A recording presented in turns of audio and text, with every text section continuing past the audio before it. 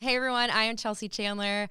This is the very first podcast, at least a trial here at Local 24. We're going to be launching our podcast soon. Well, today I did talk to Rob Fischer, and we had some fun for the first half hour, but the second half hour we delve into a very much deeper topic. All right. Well, I don't even know how to start one of these because I've never done a podcast before. But first of all, you can already see who my guest is. This is Rob Fischer. Really doesn't need much of an introduction. Of course, the sideline reporter for Fox Sports South. Is that right? Grizzlies, Fox Sports South? Southeast. Southeast. Yeah. Okay, for Southeast. That's right. I almost said that, but I want to make sure. So, but you also do a lot of things with Grind City Media as well. I would introduce the name of my podcast, but I had a deadline. I just couldn't come up with a name for my podcast. So I literally told my boss today I was going to call it, what do you call it? Kind of like the candy. Whatchamacallit? Whatchamacallit? Yeah. Yeah. What do you call it? With Chelsea. Because, when someone's trying to think of something. So anyway, my first question for you is, what should I call my podcast? Oh, gosh. The hardest question first. Yep. I don't know. Maybe have everybody have coffee. You could have coffee with Chelsea. I don't drink coffee. I drink caffeine via water. That's a weird name for a podcast. Caffeine via water. Yeah. With Chelsea. All right. Well, it's a working title. We'll keep it going. Yeah. If I come up with anything, I'll let you know. Okay.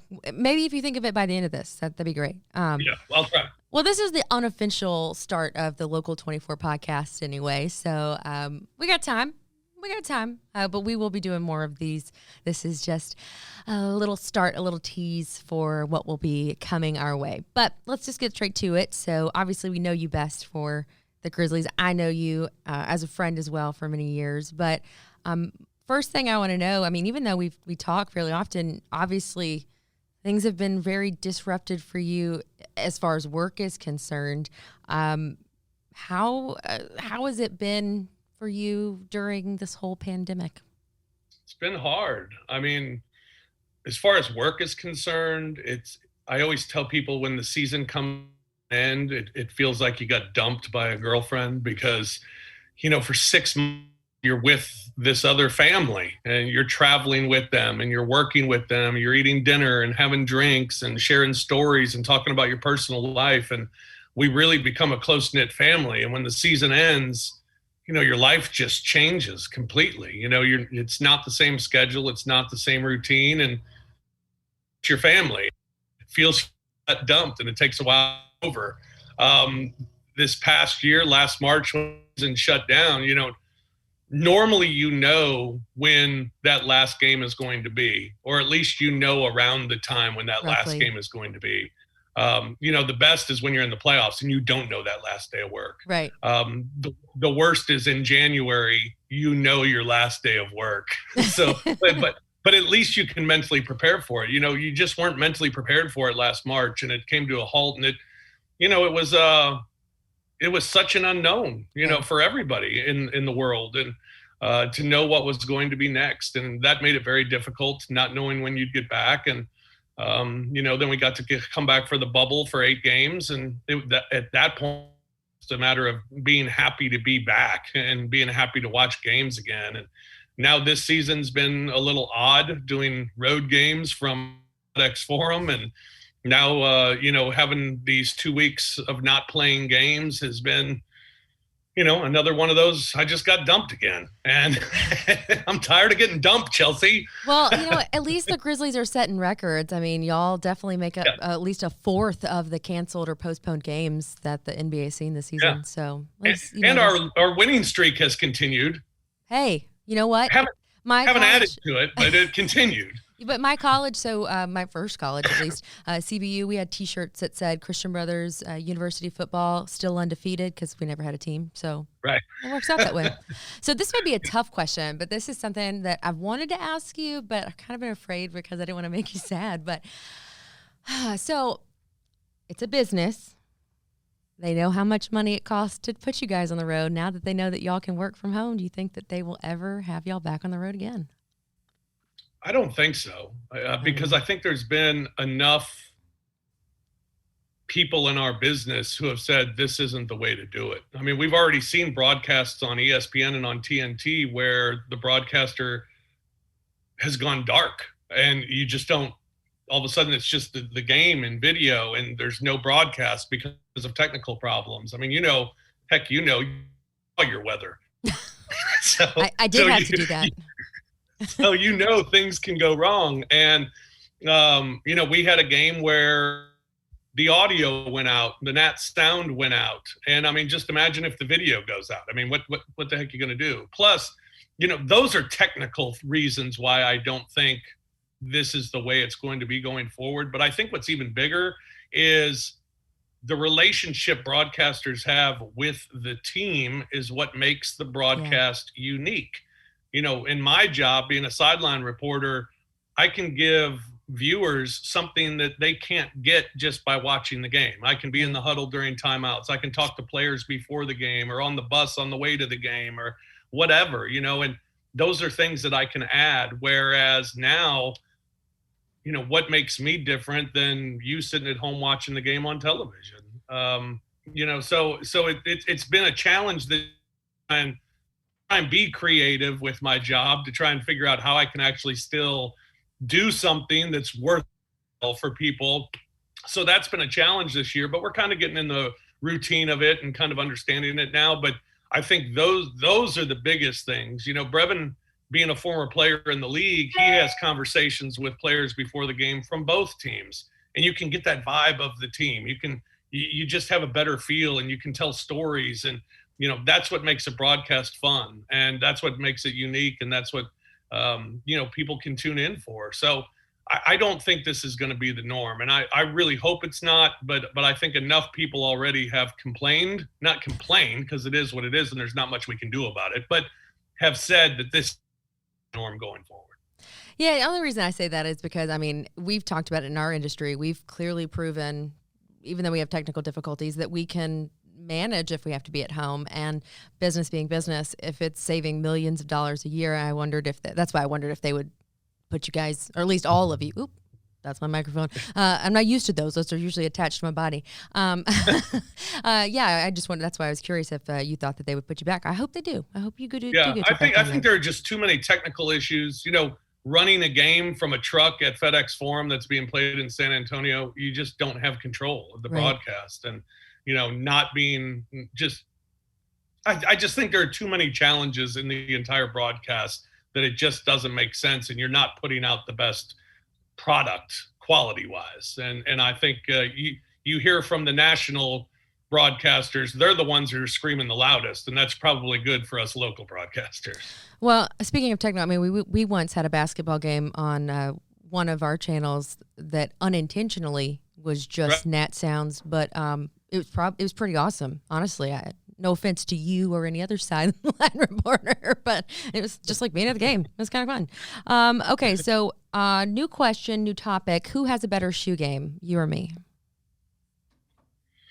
Well, I was hoping you wouldn't put yourself in there because you do pretty well. No, don't show me because oh, man. Yeah, you win tonight. I'll tell you that right now.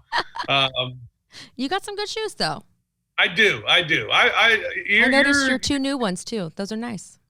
Thank you very much. Yeah, I think, I don't know. It's probably close. I'd love to say a tie because I think there are times I'll send you a picture of the shoes I'm wearing and you'll send one right back. Chelsea. So yeah, I got to show you. I'm a matchy person. Hold on, I got to reach over here so you can see. Yeah. So if I'm going to wear a mask, I have one not only that matches every outfit, but that is also bedazzled. So yeah. I make a point to post. I match from head to toe usually, no matter what I'm doing. So I am the biggest matcher I know. When I will not go to sleep without matching whatever I wear to bed. Oh, no, I'm not that much. When I wake up in the morning, I match throughout. I'm like Stand a up, human prove animal. It. I'm just kidding. I got the blue. I got the blue. Oh, yeah, you do.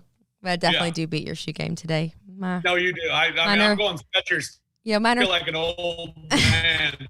Mine That's are my comfort. Thigh-high suede lace-ups, so I think I got you on that one. Okay. You win. Snack game. That is something that I noticed has been a big part of your season. Have you always been? Again, trying to come up with something. I mean, have you always been snacking on the sidelines and we just haven't known it? Or are you just really bored really because you're not at the game? A little bit of both. Okay. In the past, I was always get a snack at halftime guy, from the media room. Yeah. But I have the media room this year. So I'm having to bring snacks from home. Yeah. I'd always get popcorn or get a big pretzel or I'd get some nachos. I'd always get something at halftime. But now that we don't have the media rooms, I have to resort to bringing my own snacks into the arena. And luckily I get there early enough so they don't have to check my bag for my snacks that I'm sure they could let it slide. My trick is just stick it in your shirt. They can't check it. But yeah, so I've been bringing every game. That's kind of my thing now. Okay, so when you were traveling, who had the best? We're gonna put them on blast. Who had the best media room meal, pregame meal, and who had the worst? Who did you look forward to? And you're like, oh, I gotta eat before I go to the game. The best. I know Smoothie King used to bring y'all smoothies, which was something. Smoothie King brought us smoothies in New Orleans. That was always nice. The best is probably, I'll say Dallas, because Mark Mabry, my old roommate, Mark the chef, who used to be the FedEx Forum executive chef in Dallas. So they always have an amazing spread, but not only do they have an amazing spread, they put 2 hot dogs aside for me for halftime. That's nice. So, I used to hide beer. I had beer. Sorry. I'm an adult. What am I apologizing for? Well, I would get, so I could get to the media room before a lot of y'all could. So I would grab some of the beer and stash it for you guys. You're welcome. Absolutely. But they're great. Los Angeles is great because there's a salad bar. Because it's LA. Come on. There's a hot dog, nachos, chili bar, and there's an ice cream bar. Okay, so you are a traditional, ballpark-esque, I keep doing this. You are a traditional, stadium guy. You don't want, these, nice meals. You want, stadium food. And some of them are nicer, at times. I mean, like in Dallas, it's a nice meal, but they'll still have your stadium stuff. Good. But they make it, and LA tries to get too nice, and it's just not for me. They have a lot of dietary restrictions. Oh God, that just makes me sick even thinking about it. Okay, we're changing topics because of that. So I feel like you've been pretty open about this, but there are some people who probably don't realize this about you, but you were obsessed with pink. Yeah. Yeah, tell me about that. How did this begin? When did this obsession begin? I don't know. I guess it's the first time that I saw a video concert of hers.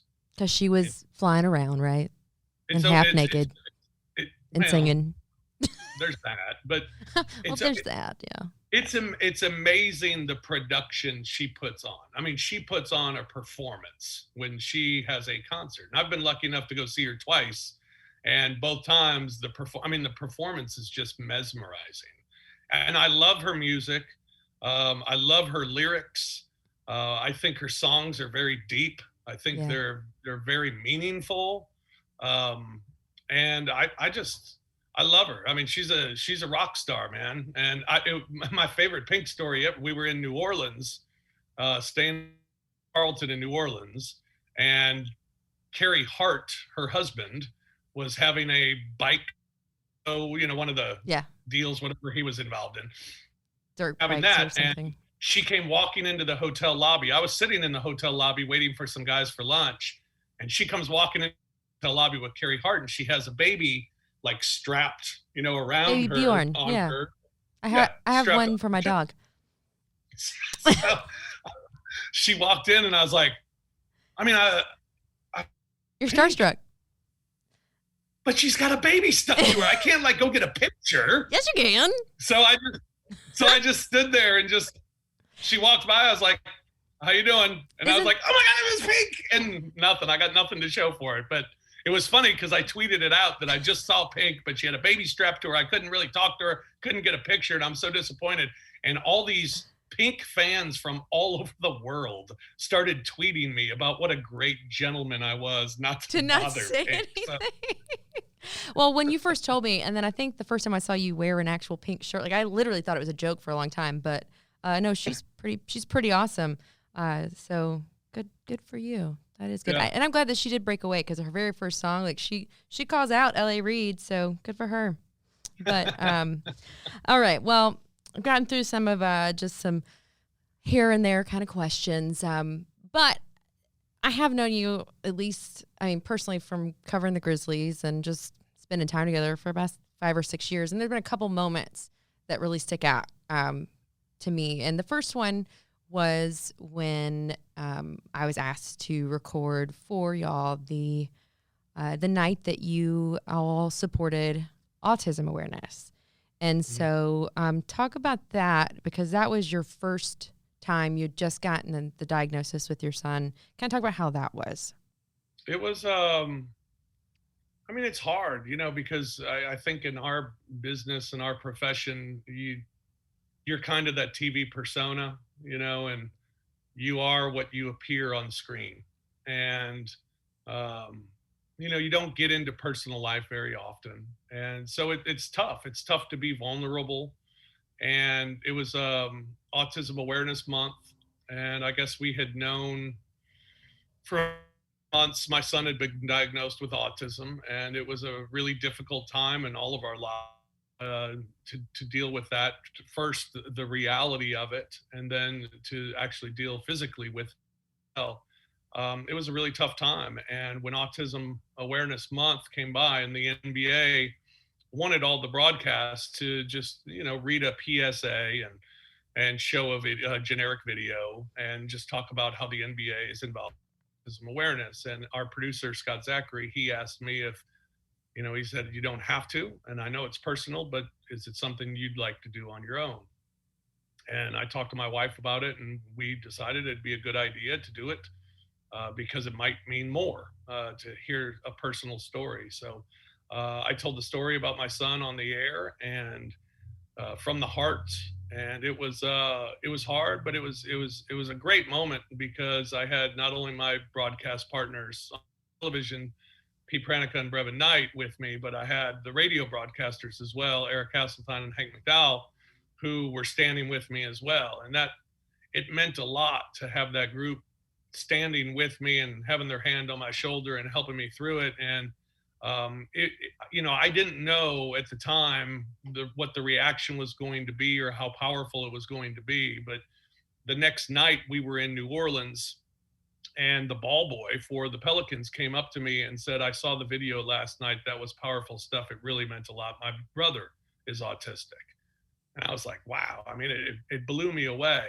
And the next time we had a home game, the number of people that came up, the number of people who came up to me and said that they have children who are autistic.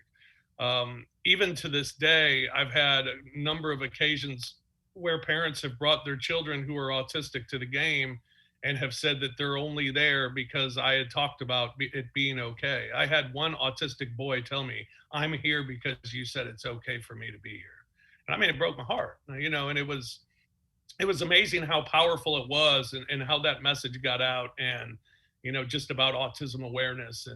And it was I'm very proud of that I was able to do and able to share my story and hear so many stories in return, and, and people who might need help and are seeking help or signs to look for, and to be able to work with them and help them has been remarkable. Yeah, I remember it. I mean, I remember it very distinctly, them with their hands on your shoulders. And I mean, I was crying, they were crying. It was a very emotional moment. But the one thing you mentioned was sharing your story and the vulnerability of that, because it is hard. We're not allowed off days. And I feel like, at least for me personally, I've tried to be very, very transparent. I mean, not like I am right now just because I'm white and I'm completely overlit, but that's okay. But I try to be transparent, like, because I mean, not every day is a good day, and trying to pull out some of those smiles sometimes they're hard. And you just kind of tapped on that, and I'm pretty open about. I mean, I've struggled with depression, anxiety, actually have PTSD, because of my dog attack. I almost lost my arm, things like that. but you've had your own struggles as well. And I know that's something you and I have talked about a lot personally, but are you ready to talk about that publicly now, knowing the impact that you've seen, at least with the autism, sharing that story with people and maybe how they could be better for it? Yeah, it's, for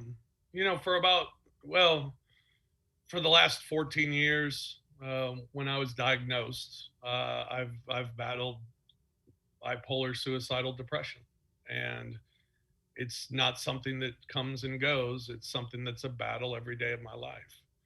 And it's something that for about the last 5 years, I've really wanted to talk about. I've wanted to share my story. And I think it's been hard to do for one reason or another. And I think, the stigma of depression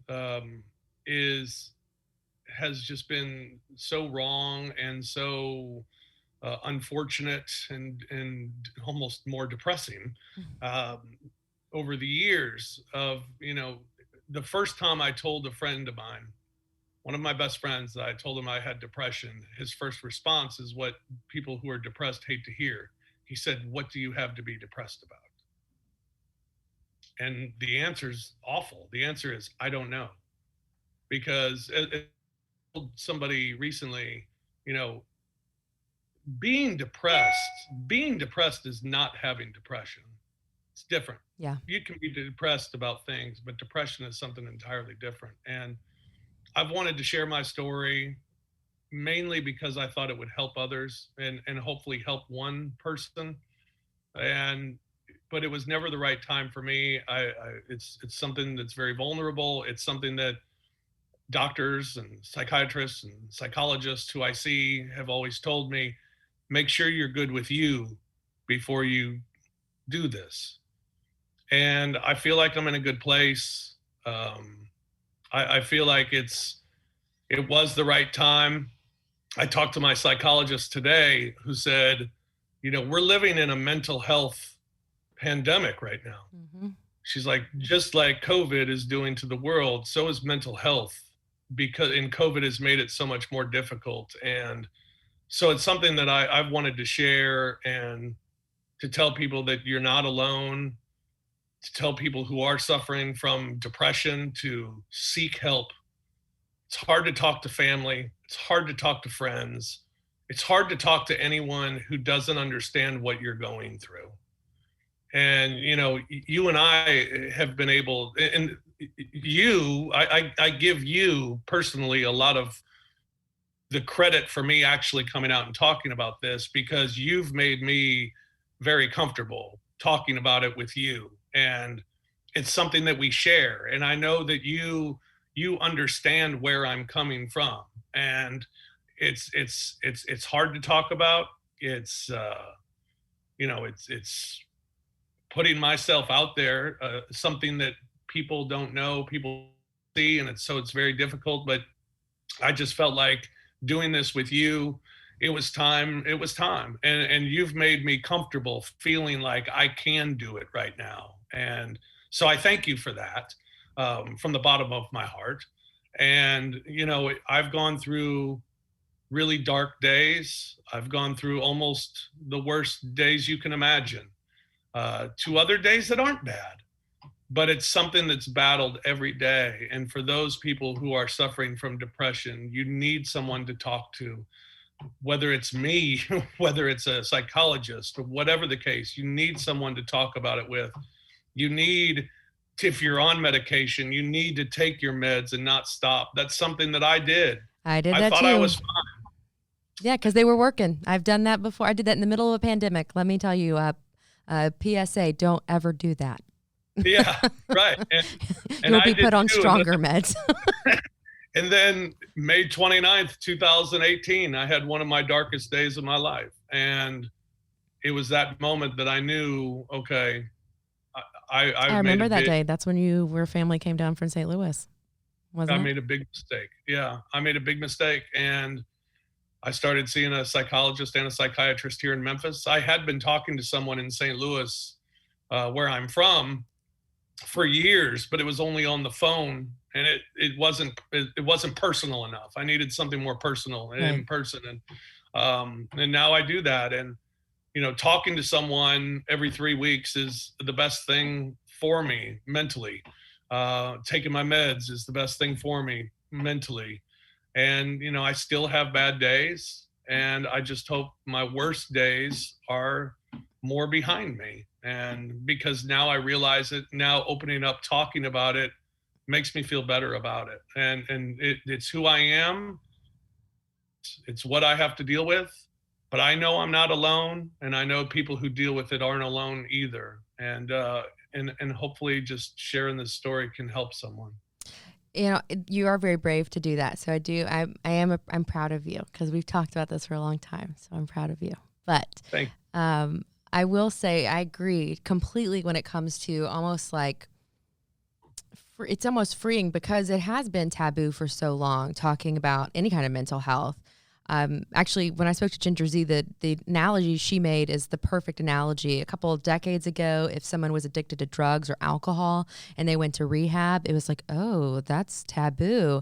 But now it's like, good for you. You're taking charge in your life. But now it's the same way with mental health. People say, oh, you're going to get help for mental health. And that's why that's one of the reasons why I've tried to break through that stigma, because just like you, people say, what do you have to be upset about? You got a great job, which I do love, I seem happy all the time. Well, as a general rule, I am happy, but sometimes I can't even get out of bed. I can't do anything. Like it's lit. I mean, it is hard. And so that's why I think you're right. Being transparent makes people feel that they aren't alone. But also right now, when we speak about the pandemic, especially, I personally think the longest lasting impact, the economy will recover, the disease hopefully will be gone, but 10, 15, 20 years from now, I think the mental impact from this is what's going to be the strongest.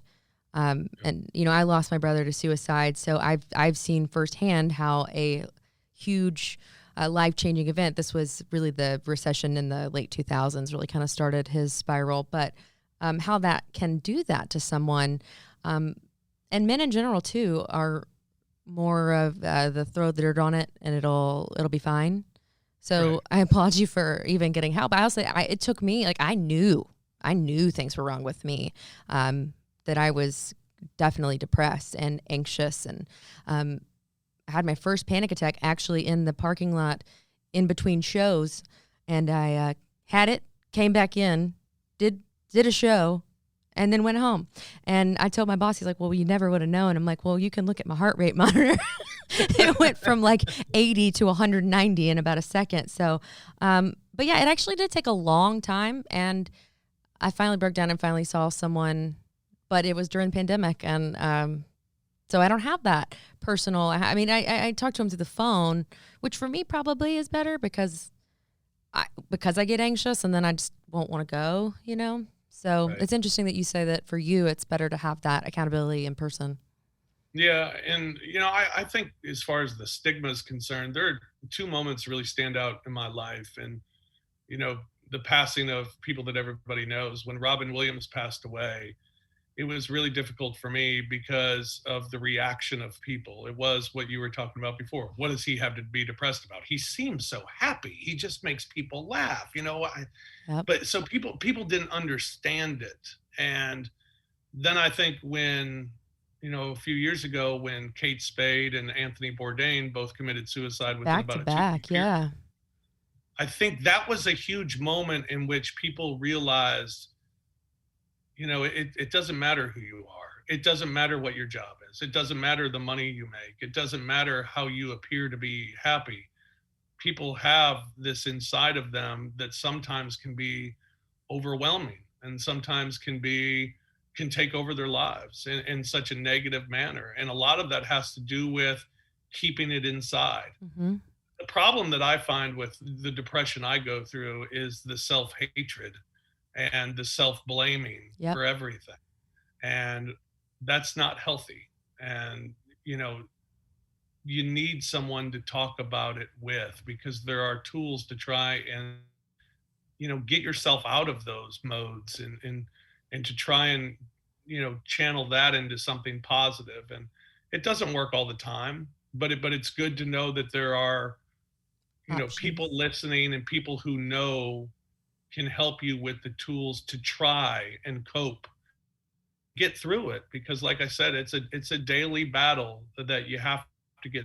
I'm not saying that to get a pity party from anybody or have people feel sorry for me. It's just, I'm saying it because I know there are a lot of other people out there that feel the same way. And this pandemic has made it more miserable because the thing that you feel is alone. Yeah. And although so many of us have been alone during the pandemic, that it's very difficult to get out of that rut, to get out of bed, to turn the lights on. I mean, just those little things. And, just to know you're not alone, but you don't have to be alone to go through it either. You can get help. And like I said, I'm available on Twitter and Facebook and Instagram, and you can email me. I mean, whatever. Beep you, page you, fax you. Fax me, send me a fax. I'm throwing myself out there, and I'm not doing it just, to do this today. I mean, I told my wife yesterday, I said, my life's going to change tomorrow. I said, because I'm coming out talking about this. Yeah. And it's going to affect a lot of people, and I hope it does in a positive way. Well, I can tell you that you are right. It will. And I think that you are going to feel so good about the good that you're going to do just us chatting. Anytime I ever post, I say the same thing, like basically open door policy. You don't have to know me. I actually just had a conversation with someone before we had this conversation about that they had contemplated taking their life. And I'm like, why have you not called me? But you're right when it comes to having that support system, having people that you can talk to. And my parents are the most supportive parents in the world, but when people don't understand mental health, it's hard. Like my mom would always be like, well, just choose to be happy. Sometimes you can't choose, it's just a chemical balance, but I think something either she's read or it's sinking in, because she asked me the last time I was having like a meltdown. It was, what can I do to help you? We were talking about mental health and how important it was for you to finally take this step to talk about it. So why did you choose now to talk about it? Just felt, I think everybody has the right time that they feel they can do it. I had doctors tell me that I had to take care of myself first before I could try to help others, and make sure that I was comfortable.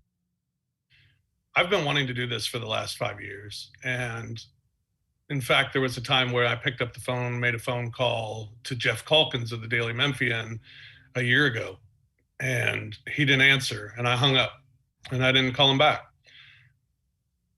This pandemic has made me realize how much of a difficult time people are going through. And, so I think it's a good time now for people to hear the story. And I think it's a good time now for me. I feel like I'm in a good place.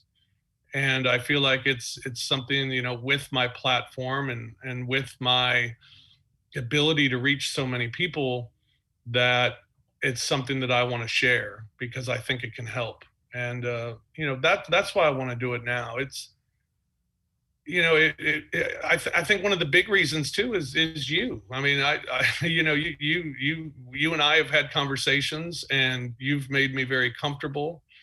And when you asked about doing this podcast with you, I agreed because it would be comfortable with you. And I think I may still be making phone calls and hanging up on people if that were not the case. So you kind of poked the bear, and I just I felt like, what, now is a good time. This would be a good way to do it.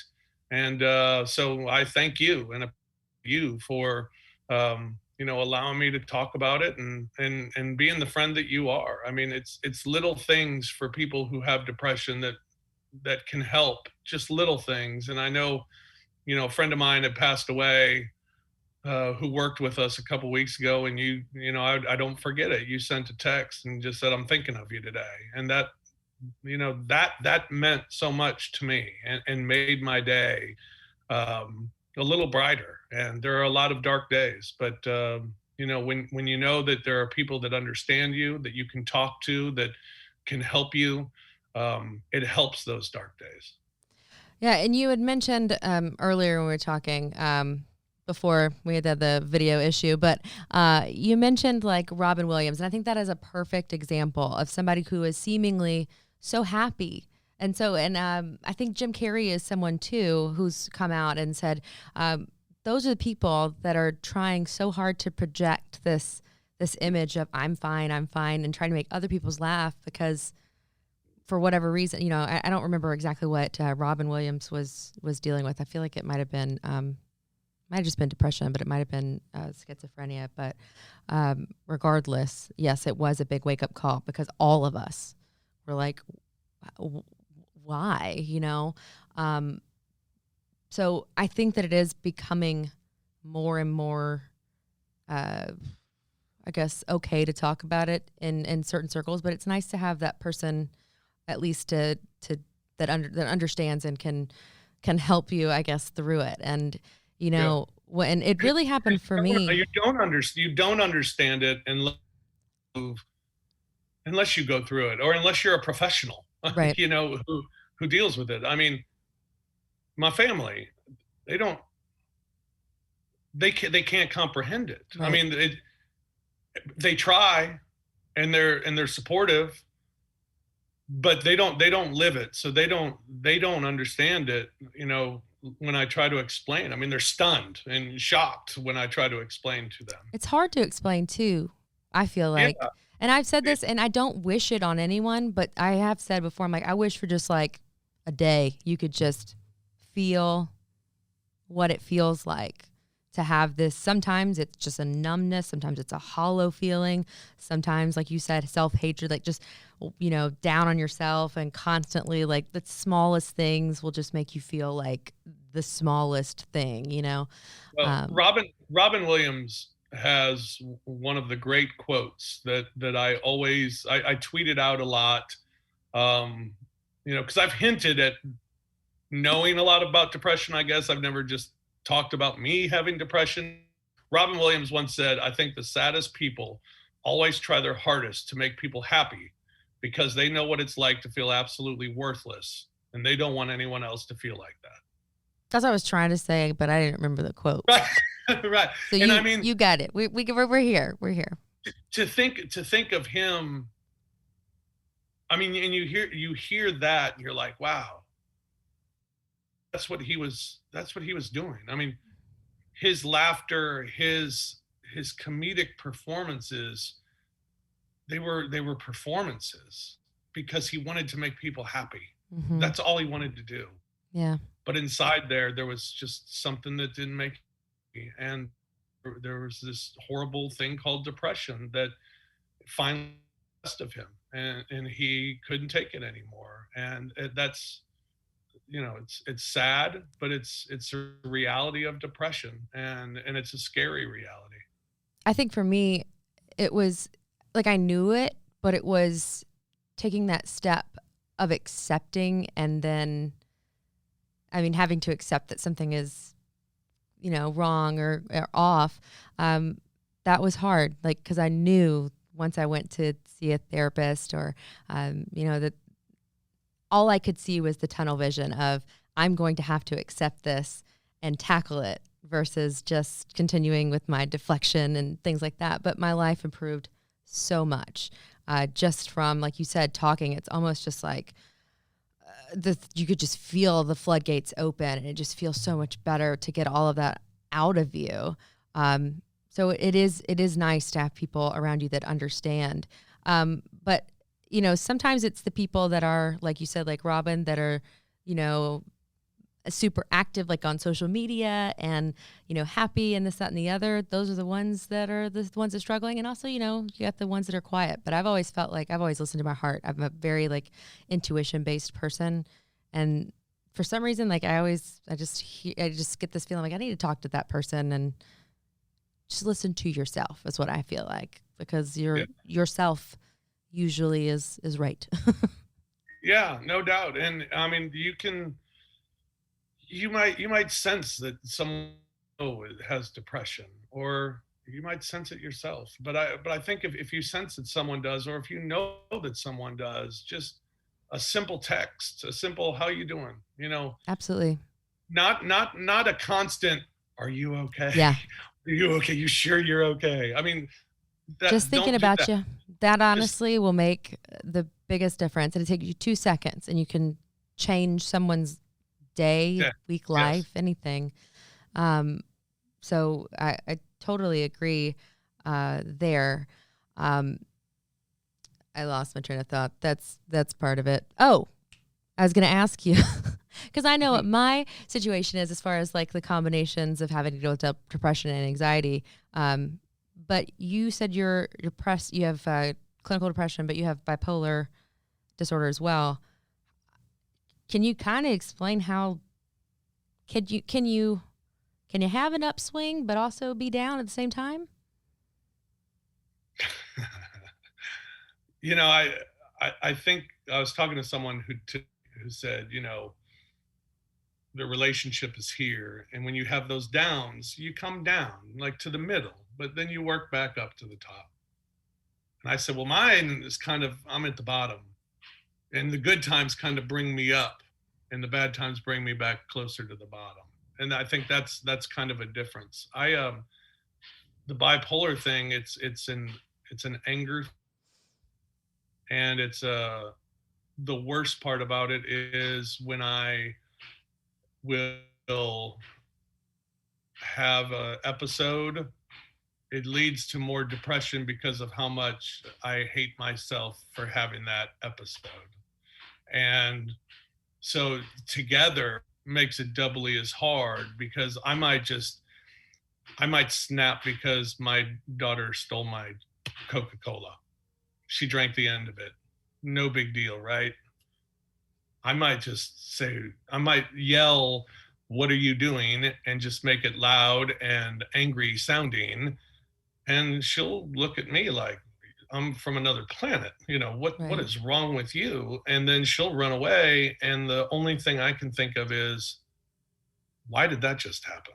What am I doing? And then you start blaming yourself, start hating yourself, start wondering if you're even a good father. I mean, Right. all things. And I was explaining to someone today, it's like, everybody's had this morning where you get in the shower and you're getting clean, and you just washed your face and your eyes are closed, and you drop the soap out of your hand, and you're like, oh, and it's reaching around for it.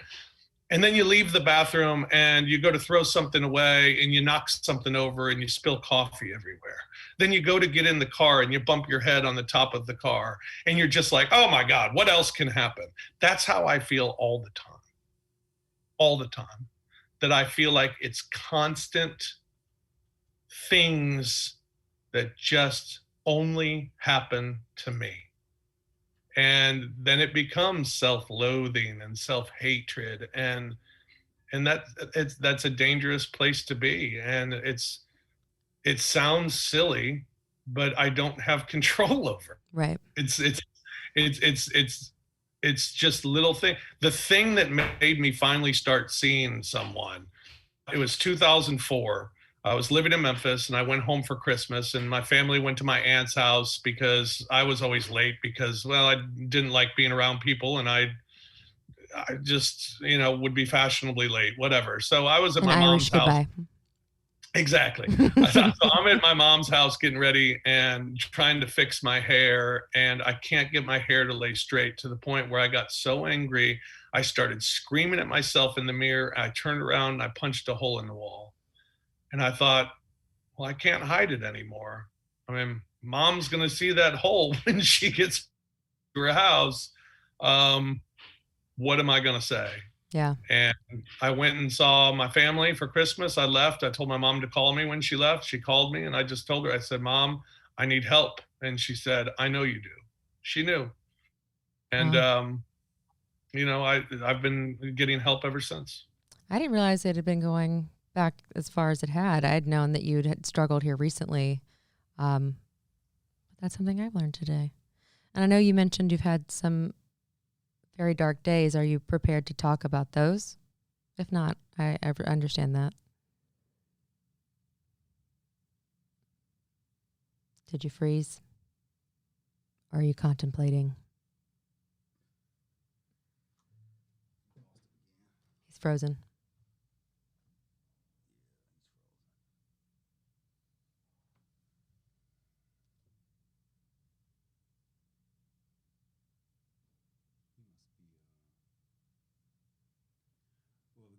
It says still 2 participants, so he's there. He's just frozen.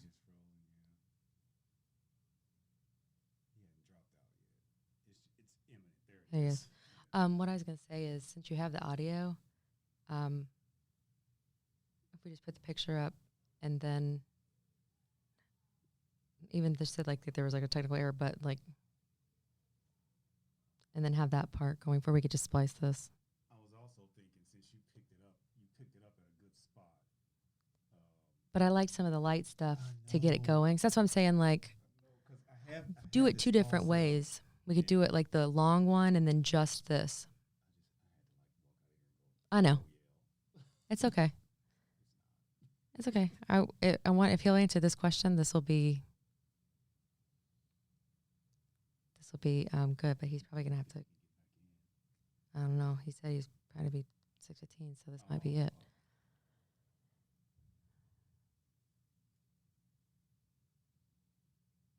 I know he attempted suicide more than once, so I was going to try to get him to. Here he comes. Okay. No. Sorry. I know you're running out of time, so we're going to get. Okay. So just before I ask that question again, are you prepared to talk about that? Because if you don't want to, we don't have to. Yeah. Okay. Yeah. All right. So I know you mentioned that you've had some very dark days. Obviously, now I'm learning that it's, we're decades into this, but will you tell us about some of the darkest days that you've had? May 29th, 2018 was the worst day. There's certain days you remember every second, and I remember every second, and it makes me shake almost thinking about it. I was in my bed. I was crying hysterically. I didn't really know why, but the only thought on my mind was to kill myself. And the first thing I had to do was take off work. So I called my radio partner, or I didn't call, I texted, told him that I was not going to be able to make it into work. And he asked what was wrong. This was about an hour and a half before I was supposed to be on the air. And I just told him I wasn't feeling well. And he asked if it was something that I ate. And I said, no, it's more mental. And he asked how I was doing. He asked if there's anything he could do. He asked that I not do anything stupid. And he asked that I stay safe. And just said, I'll see you when you're ready. And within about 20 minutes, I was getting phone calls. One friend tried to call the police. I had another friend who came over to the house. As I sat there for those 20 minutes, thinking, and even before texting my partner to tell him I wasn't going to be in, I spent a lot of that time thinking of how I was going to do it, where I was going to do it, how I could do it to where my wife could still get the insurance money, how I could do it where my kids won't have to see it. And just those thoughts alone built up a hysterical moment in my life. And continuing to try and think of how can I do this in the best way possible. And I went outside to have a cigarette, and a friend of mine stopped by because my radio partner called him, and he came by the house and just gave me a hug and said, we need to get out of here. And he took me and we went to a TJ Mulligan's and we had a couple of drinks, and his wife came up, my wife came up, a couple of other friends came up, and we talked. And it was a settling down of me that evening. And normally when I have a bad day, I get through it by knowing the next day is going to be better. But this was different. This lasted probably about 3 or 4 weeks of every day having that thought in my head, and having that thought of, what if I figure out a place to do it? What if I figure out how to do it? What if I have a day like this again? Will I actually go through it? And that's scary, because I have thought about that a lot. And I have thought about how I would do it. I have thought about where I would do it. And I drive by that place every day. And I hope I'm strong enough. And I think doing this and about it is going to help me. But I hope I'm strong enough to, if I ever have a day like that again, that I'll call the people who have told me to call them when I feel that way. I have the suicide prevention line phone number in my phone. I hope I make that phone call. Will I? I don't know. And that's what scares me going forward.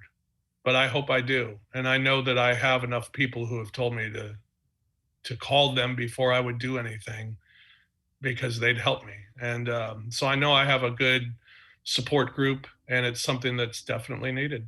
Yeah, well, I love you, and I also never sleep, so you can call me anytime, and I'll come get you off the side of the road. I know you will. But you know what? The one thing you said about the planning, don't feel odd about that, because that's when with my brother, the first thing that struck me was how well thought out it was and planned. So I think people do this on a whim, and some do, but it's not always the case. So You're strong, and I've seen you get stronger, and you're going to keep getting stronger. And this right here is going to be a big step, I think. Yeah, so too. And again, I thank you for doing this with me and holding my hand through it, because I certainly need it. I'm holding your hand right now. Well, obviously this is, you've told us a lot. I know a lot of people at home obviously are going to have their eyes open to a lot today too, listening to this. Just to sum it up, what would you say to people? Just final kind of, as Jerry would have his final thoughts. What are Rob's final thoughts? There are people to support you. If you feel like you suffer from depression, that it's more than just being depressed, that it's more a depression and it's deep and you have those thoughts. There is a support group out there for you. You know it or not. And it might not be a family member. It might not be a friend. It might be someone that you just meet, or it might be a doctor. But the support is there for you, and you're not alone. You're not the only person going through this, and there's help to be had. So please seek help. And for those who don't suffer from depression but know people who do, be there for them. Send a happy text. Send just I'm thinking of you, whatever, because it does make a world of difference. Yeah. That's why I started my little kindness challenge. And that's our challenge this week, is just to tell someone what they mean to you. And honestly, that goes such a long way. So if you could sum up your journey so far in 3 words, what would they be?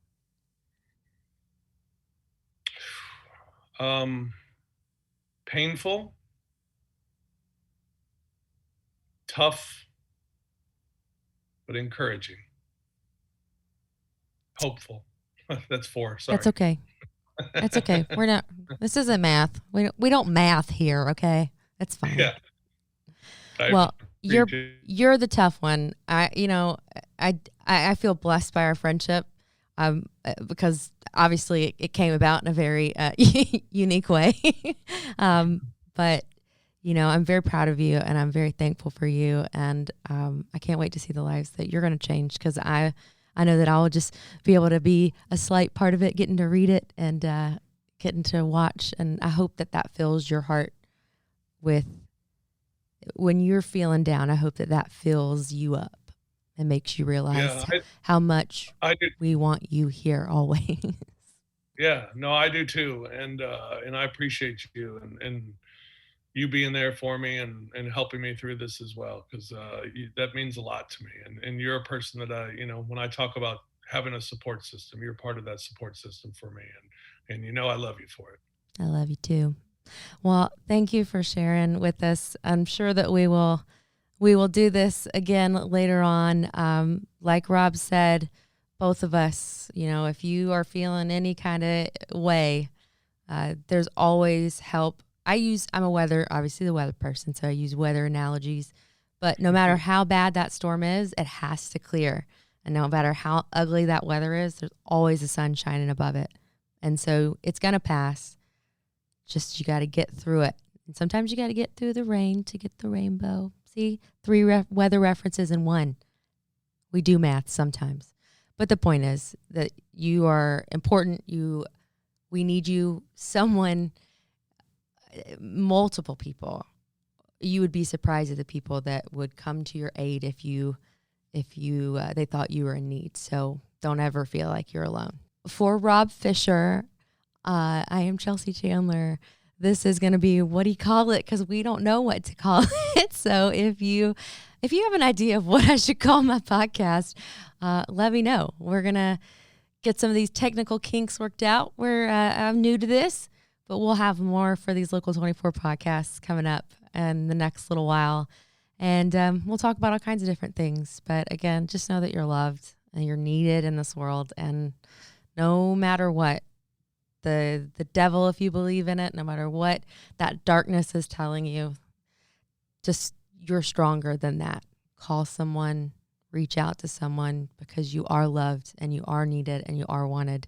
So with that, I hope that the rest of your day is better if it's been bad, or if it's been great, I hope it just gets better from here. So until next time, I guess we're going to just call it, what do you call it? So help me name that so that my boss doesn't fire me. Okay. Thanks.